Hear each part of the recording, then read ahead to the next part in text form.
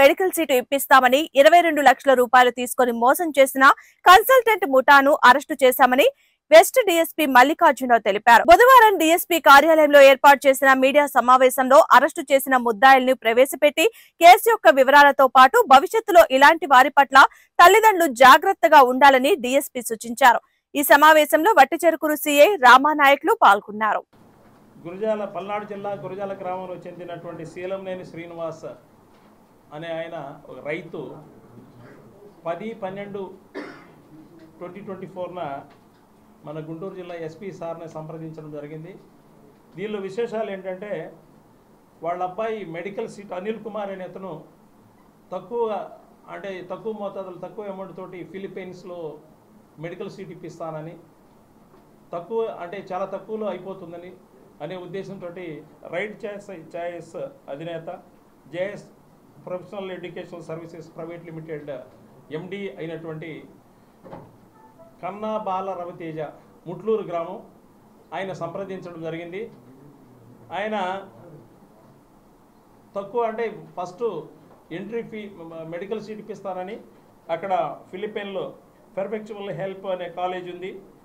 ఆ కాలేజీలో తక్కువకి ఎంబీబీఎస్ అయిపోతుందని కొంత అమౌంట్ తీసుకున్న తర్వాత ఆ అమౌంట్ని కట్టకుండా మళ్ళీ వీసా కానీ కొంత, అదేవిధంగా అక్కడ కాలేజీలో ఎంట్రీ ఫీ అని కొంత, తర్వాత హాస్టల్లో చేర్పించడానికి అమౌంట్ అని కొంత తీసుకొని వీసా కంప్లీట్ చేసిన తర్వాత అక్కడికి ఫిలిప్పైన్స్లో ఇక్కడి నుంచి వెళ్ళి అక్కడ లోహిత అనే అమ్మాయి ఒకటి ఉంటుంది. ఇతనికి సపోర్టుగా కన్నా బాలరవితేజకు సపోర్టుగా వెంకట్ అని హైదరాబాద్లో కూడా ఒక బ్రాంచ్ ఉంది. ఆ బ్రాంచ్ వీళ్ళిద్దరూ ఆ అమ్మాయి లోహిత వీళ్ళ ముగ్గురు కలిసి ఆ ఫిలిప్పైన్లో స్టూడెంట్స్ తీసుకువెళ్ళి డబ్బులు కట్టకుండా వీళ్ళు పోయినటువంటి వీసాని మన పాస్పోర్ట్ని ఒరిజినల్ మన సర్టిఫికెట్స్ని కూడా వీళ్ళ దగ్గర పెట్టుకొని వీళ్ళు చాలా ఇబ్బందులు పెడుతున్నారనే కంప్లైంట్ మీద ఎస్పీ సార్ని సంప్రదిస్తే ఎస్పీ గారు మా వట్టిచెరుకూరు పిఎస్ లిమిట్స్లో ఉన్నటువంటి ఆయనకి వట్టిచెరుకూరు సిఐ గారికి పంపించడం జరిగింది. వారు విచారిస్తే ఇతను కన్నా బాల రవితేజ చాలా మోసపూరితంగా చాలా గతంలో కూడా చాలా కేసులు ఉన్నాయి.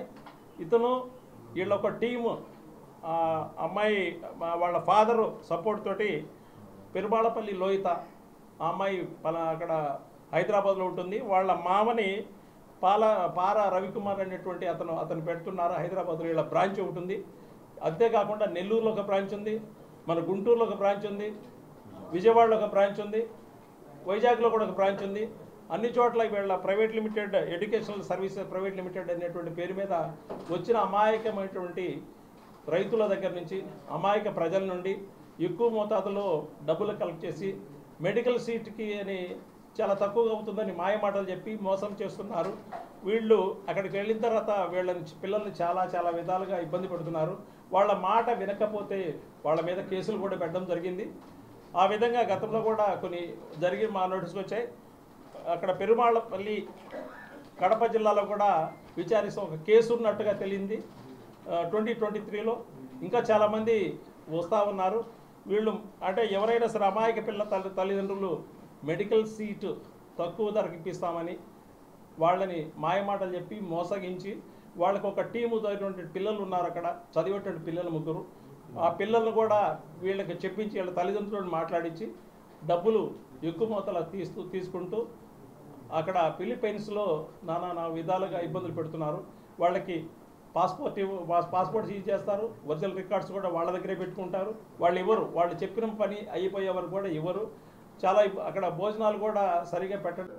వీళ్ళు ఏంటంటే వీళ్ళ ఏమో ఏంటంటే ముందుగా మంచి మాటలు చెప్తారు, తీసుకెళ్ళిన తర్వాత అక్కడ మళ్ళీ పాస్పోర్ట్ తీసుకుంటారు. వెళ్ళిన వెంటనే ఒరిజినల్ రికార్డ్స్ తీసుకొని వాళ్ళ ఫీజు ఒక్కొక్కటి ఫీజు రూపేణా ఫస్ట్ ఎంట్రీ ఫీ అంటారు, హాస్టల్ ఫీజు అంటారు, తర్వాత వాళ్ళ ఎక్స్పెన్సెస్ ఖర్చులు అని అంటారు, కాలేజీ సీట్ అని అంటారు, టర్మ్ ఫీ అంటారు. ఈ విధంగా అడిగిన అమౌంట్ ముందేమో చాలా తక్కువ అమౌంట్ చెప్తారు. తర్వాత ఫేజ్ వైజ్గా చాలా అమౌంట్ కూడా కలెక్ట్ చేస్తూ ఉన్నారు.